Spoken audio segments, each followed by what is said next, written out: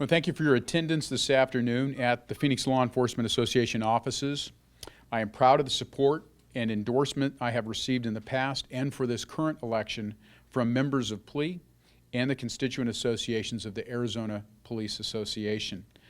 I've called this press conference to highlight and bring to the public's attention an effort to influence the Maricopa County Attorney's race by out-of-state billionaire George Soros, who has no idea how our criminal justice system actually works in Arizona or how I have led my office over the course of the last 6 years.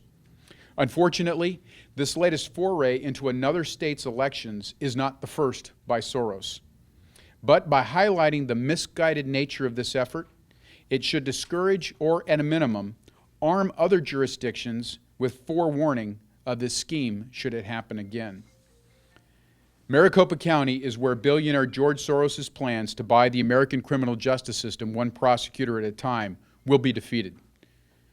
He has been working his way across the country, spending millions in elected prosecutor races in states he does not live in and has no apparent connection with. As noted by Scott Bland in Politico in August of this year, billionaire Soros has injected his money into races in Florida, Illinois, Louisiana, Mississippi, New Mexico, and Texas through groups named Safety and Justice or something similar to that. A similar group has just formed in Ohio. Soros' group spent $1.4 million in an Orlando metro race, $930,000 in a jurisdiction surrounding Shreveport, Louisiana, and has spent $500,000 so far in the Harris County, Texas DA's race. Last week, he landed in Maricopa County, dumping $400,000 into the race for Maricopa County Attorney. Estimates are he may spend as much as $1.2 million. I will not bow to billionaire George Soros, nor allow him to undermine what we have done to improve our community. Crime rates are at historic lows. We have a community focus on relationships between neighborhoods, police, and prosecutors.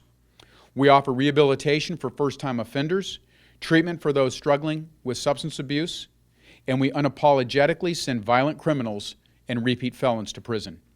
In fact, the Maricopa County Attorney's Office is nationally recognized for innovations in community-based prosecution, use of technology, and focus on data-driven strategies and policies. We've hosted a nationwide conference on the nature and role of prosecutors involved in officer-involved shootings, and our protocols are forming the basis for reviewing what prosecutors should be doing across the country. And next month, we will be hosting regional training for prosecutor-led diversion programs, like our own felony pretrial intervention program. This apparently does not match the billionaire's views of criminal justice reform. And just what does that look like? We only have to look to California and Proposition 47. As the funding chart prepared by the Los Angeles Times shows, Soros-funded groups help push so-called reform in that state, and the results are pathetic. By making drug possession offenses misdemeanors with no consequences for repetitive offenses, drug courts in Los Angeles have seen participation in treatment programs drop in half.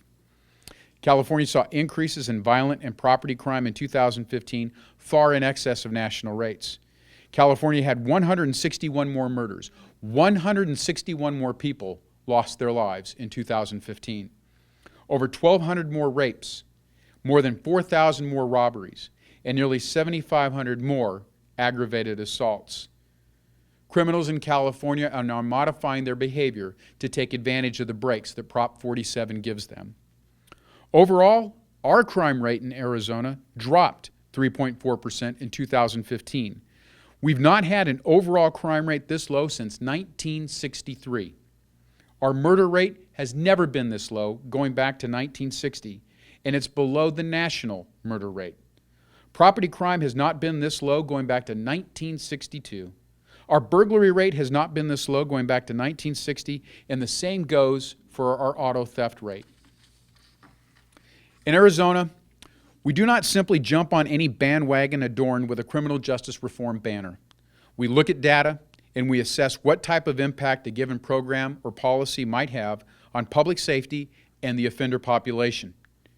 Where we find merit in an idea, we pilot it, we study it, and we carefully implement it.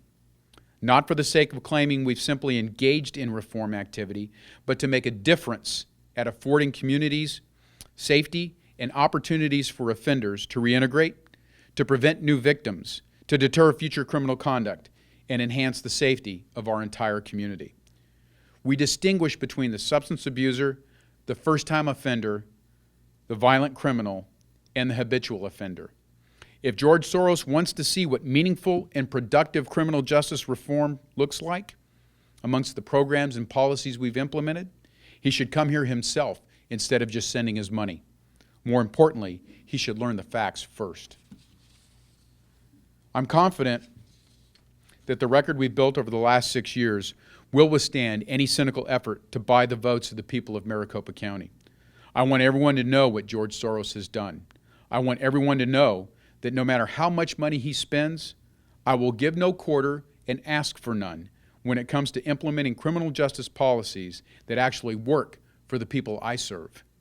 I will defend our community against any and all efforts to undermine the good work we are committed to and the results we have achieved on behalf of public safety with our law enforcement partners, community leaders, and fellow residents of Maricopa County. I look forward to continuing to serve this great community. Thank you.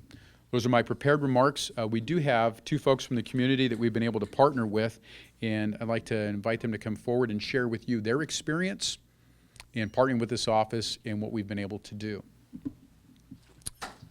Jenny, would you like to go first?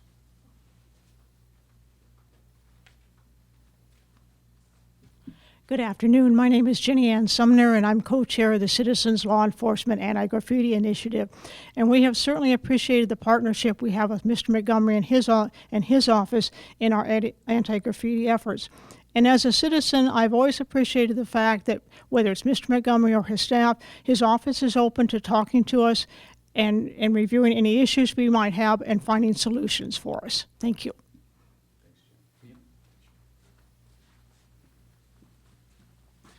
Hi, I'm Neil Haddad, and I am president of Citizens for Phoenix. And one of the things that I really appreciate about Bill Montgomery as county attorney is the program that we're working on right now is something called intelligence-driven prosecution. And that allows us to really focus on people who are taking advantage of often homeless services and being active criminally under these circumstances. And so for people who are out there and committing crimes in different jurisdictions, if the prosecution is not aware of all of this information that's going on in the different jurisdictions, the people aren't served as well.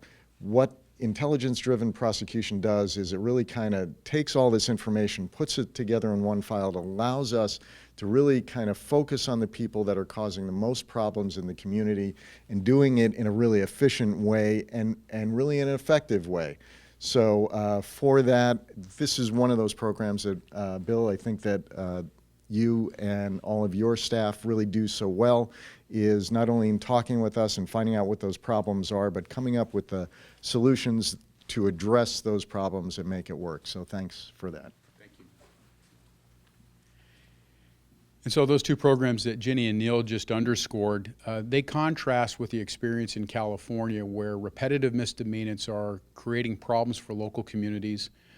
They are creating issues with quality of life crimes, as well as some of the overly broad changes that were made to California law even results in a circumstance where a theft of a gun, as long as that gun is worth less than $950, is treated as a misdemeanor. And someone can commit that offense time and time and time again, and they'll never face a felony consequence. So for those reasons, everything that I've just outlined for you, I want to underscore 2 important points. Number 1, the people of Maricopa County need to know that an out-of-state billionaire is dumping hundreds of thousands of dollars into a local race in order to try to buy the county prosecutor's office. And I will not let that happen. And this is being done in ignorance of the positive impact of criminal justice policies and programs that have been implemented in Maricopa County and around Arizona that stand in stark contrast for the results we've achieved from other states and other programs. Thank you. Those are the prepared remarks.